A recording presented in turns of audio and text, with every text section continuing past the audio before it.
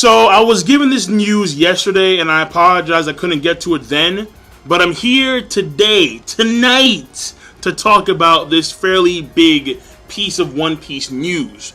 And most fans may find this shocking. To me, it actually makes sense. And even still, it's not like fully confirmed. But regardless of that, there's going to be an article in the link in the box below on OnePiecePodcast.com. And basically, it's an interview with the 8th editor.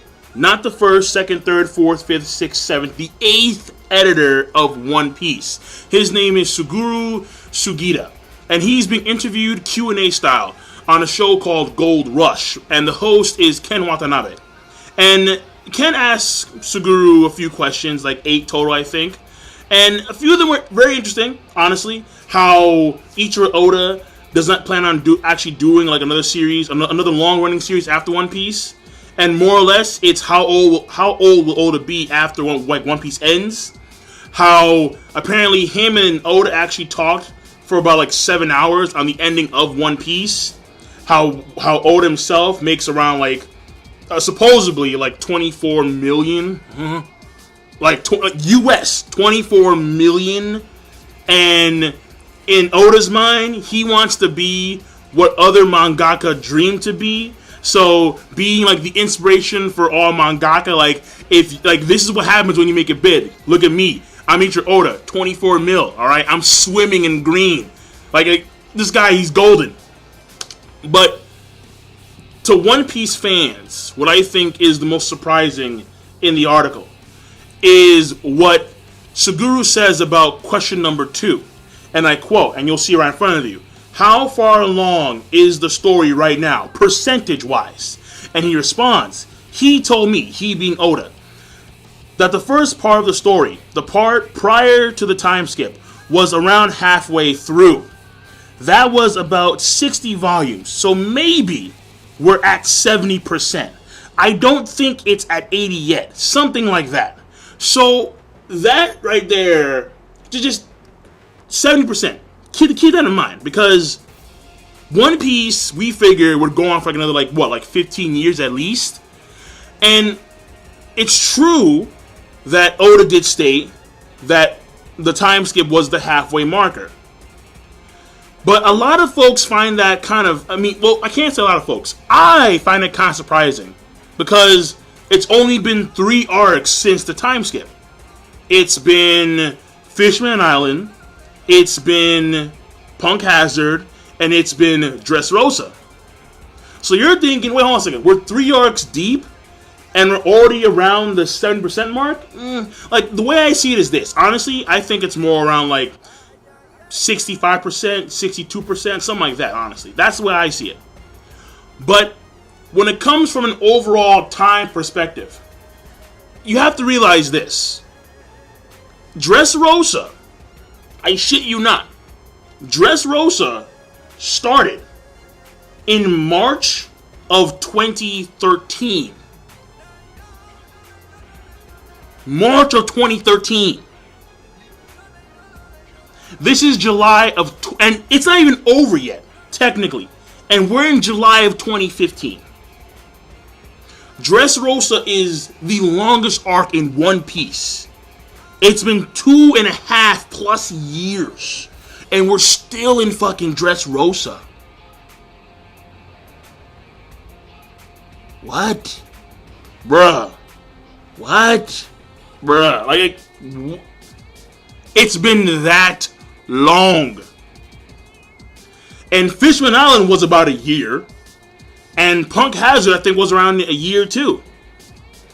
But Dressrosa, honestly, like 2 arcs and then some should have been done if you tally the total time of the entirety of the Dressrosa arc. That's how long it's been. You can fit Punk Hazard and Fishman Island in Dressrosa and still have room. Nah. See, that's why it's not surprising now.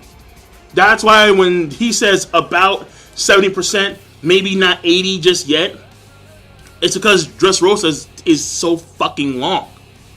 So, I'm going to anticipate future arcs of One Piece being probably like at most a year, honestly. Because unless Oda made a mistake, because mind you, Oda, he believed that the halfway point was when the time skip occurred.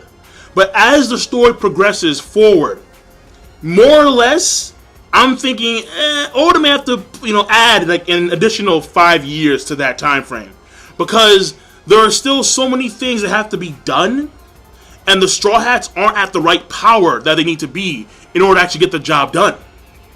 Like, I mean, keep in mind that Don Chinjao, I believe it was him, he was the one who stated that Luffy didn't have the power to not only surpass the Admirals, but also the Yonko.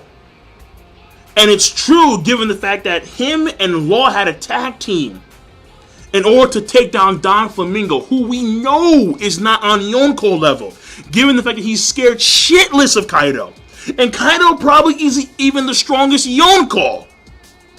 Shanks, So, the scheme of the world is too big for Luffy and his companions right now. It's just too big. It's too big.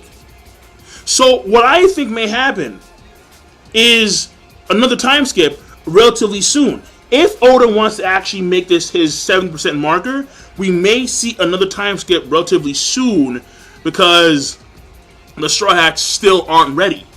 They're still not ready. And to see Luffy become the king of the pirates at the age of, 19, 20? To me, that's kind of funky. It's funky. Like, you have these guys that are super seasoned, and you have this 19, 20-year-old kid becoming the king of the pirates, beating them all. Nah. To me, I think it makes more sense if he becomes the king of the pirates when he's like 25, 28, around that age, because he has more experience. He's, overcome a lot of hurdles.